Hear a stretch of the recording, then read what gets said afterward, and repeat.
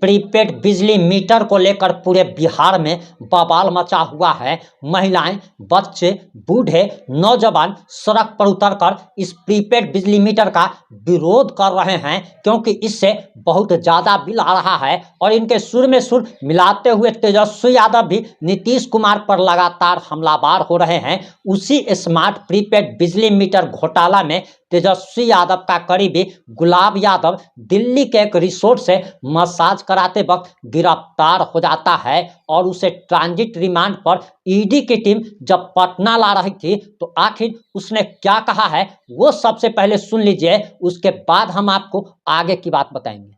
ये जबरदस्ती हमको अरेस्ट किए हुए से कोई बात नहीं है। हाँ, पूरा फंसा रहा है, उसके लिए हमको चिंता का बात नहीं है। जल्दी आ रहा है 25 के समय, हम इस बात से डरते हैं। आपने गुलाब यादव की बात सुन ली होगी। गुलाब यादव को जब दिल्ली से पटना ईडी की टीम ला रही थी तब पटना एयरपोर्ट पर पत्रकारों ने जब गुलाब यादव से बातें की तो आखिर उसने क्या क्या कहा है वो भी हम आपको आगे बताने वाले हैं। इसके साथ ही साथ कई सारे अहम खुलासे हो रहे हैं और इसके तार तेजस्वी यादव ही नहीं बल्कि पूरी की पूरी महागठबंधन सरकार तक फैल रही है। और जब आपको हम पूरी खबर बताएंगे तब आपको समझ में आएगा कि आखिर बिजली स्मार्ट प्रीपेड मीटर घोटाला कितना बड़ा घोटाला है और यह चारा घोटाला से भी बड़ा घोटाला है। और इस पर अब सरकार की तरफ से भी बयान आ गया है और ऐसा लग रहा है कि जैसे कि उस समय की तत्कालीन महागठबंधन सरकार के सर्वे सर्वा भी इस मामले में जेल जा सकते हैं। ईडी को अपनी जांच में काफी सारे सबूत मिले हैं और आखिर पूरा मामला क्या है, पूरा मामला इस 3 से 5 मिनट की रिपोर्ट में हम आपको बताने जा रहे हैं।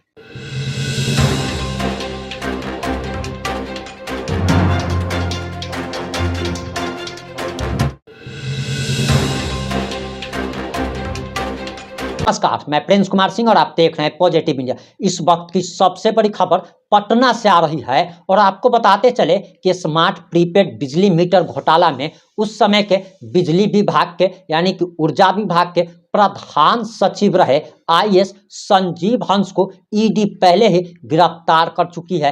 अरबों की उनकी संपत्ति जब्त कर चुकी है, उनकी वो मर्सिडीज कार भी जब्त कर चुकी है जिसे बिजली कंपनी ने आईएएस संजीव हंस को उस समय प्रधान सचिव के पद पर रहते हुए गिफ्ट किया था और वो गाड़ी भी अब जब्त कर ली गई है। इतना ही नहीं बल्कि 13 किलो चांदी और 2.5 किलो सोना समेत करोड़ों रुपए नकदी भी जब्त किए गए थे। और इसी मामले में दिल्ली के एक रिसोर्ट से मसाज कराते वक्त गुलाब यादव की भी गिरफ्तारी हुई थी और ये खबर हम आपको पहले ही बता चुके हैं। लेकिन अब जो नया अपडेट आ रहा है उसे भी जरा जान लीजिए कि गुलाब यादव को ट्रांजिट रिमांड के लिए जब दिल्ली से ईडी की टीम पटना लेकर आती है तब पटना एयरपोर्ट पर अहम खुलासा होता है और अहम खुलासा खुद गुलाब यादव करता है और वो कहता है कि उसे फंसाया गया है।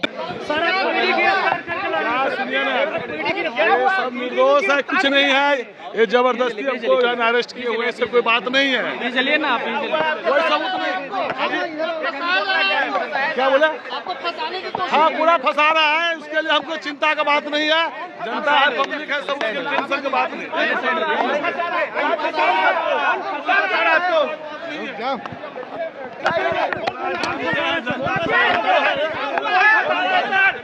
कौन फंसा रहा है?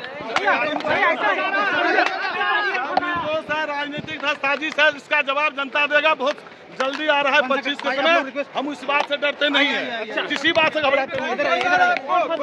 सरकार का हाथ है। लेकिन वह इस बात का जवाब नहीं देता कि गाय भैंस दूहने वाला व्यक्ति अचानक अरबपति खरबपति कैसे हो गया। ऐसी क्या जादू की छड़ी उसके हाथ लग गई जिससे वह अरबपति खरबपति हो गया।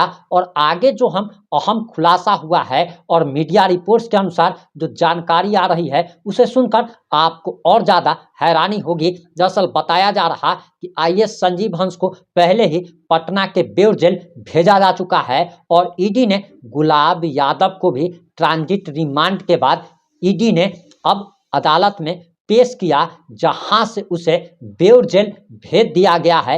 हालांकि एक बार फिर से ईडी गुलाब यादव के रिमांड के लिए प्रयास कर रही है और कोर्ट में अर्जी भी देगी। वहीं बताया जा रहा है कि उनकी बेटी भी जिला परिषद की अध्यक्ष है। गुलाब यादव ने अपने चुनावी हलफनामा में अपनी संपत्ति का पूरा ब्यौरा प्रस्तुत नहीं किया था। 2015 में हुए विधानसभा चुनाव और 2024 के लोकसभा चुनाव में उनके स्तर से चुनाव आयोग को दायर हलफनामा में मौजूदा करोड़ों की संपत्ति का उल्लेख नहीं किया गया, यानी कि उन्होंने अपनी संपत्ति की जानकारी छुपाई थी। हलफनामा में उन्होंने अपनी जितनी संपत्ति बताई थी, वास्तव में उनके पास इससे 100 गुना ज़्यादा संपत्ति है।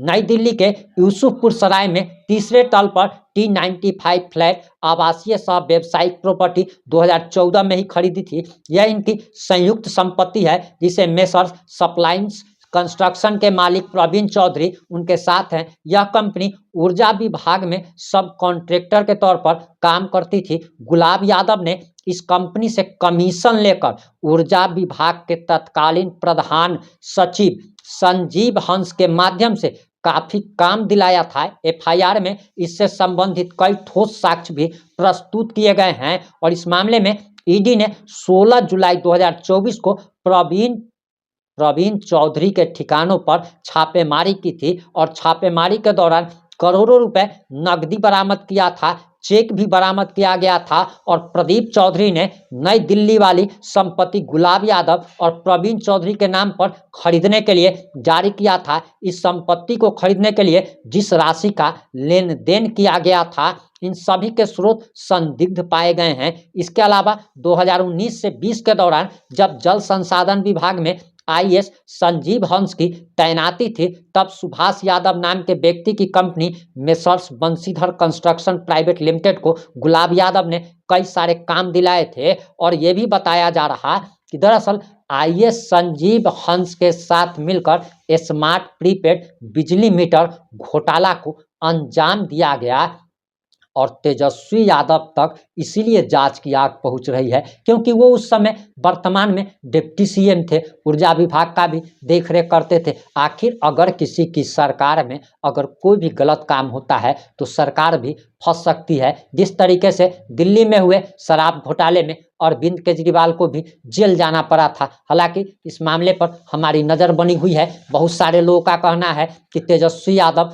पैसे वाले लोग हैं, पावरफुल लोग हैं और अदालत इन्हें सजा कभी नहीं दे सकती, इनको बेल मिल सकता है। यानी कि कहीं ना कहीं लोगों को न्याय पर से भरोसा उठ रहा है। क्या आपका भी न्यायपालिका से भरोसा उठ चुका है? आप जो भी सोचते हैं, जैसा भी सोचते हैं, अपनी प्रतिक्रिया जरूर दीजिएगा। जुड़े रहें हमारे साथ। जय हिंद, जय भारत।